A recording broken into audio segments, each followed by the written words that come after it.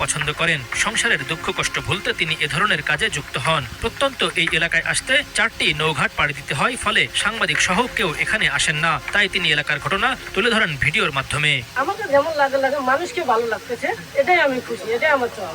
কাছ থেকে আমি একা কন্ট্রোল করে আমার মনে যেটা চাই সেটাই উলট পালট করে এটা।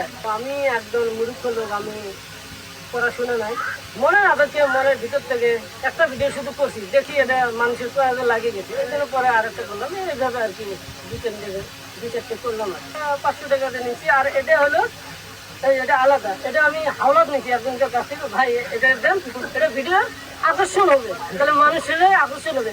আমার মেন ভিডিও আকর্ষণ হলো এটা না হলে আসলে আমার ভিডিওগুলো একটু দূর যেত। কন্টেন্ট বানানোই ভুল হলে তা স্বীকার করতে প্রস্তুত তাজু। সামাজিক যোগাযোগ মাধ্যমে ট্রল তাকে খুব একটা কষ্ট দেয় না, বরং তার চাওয়া চরের মানুষের কথা সবাই জানুক,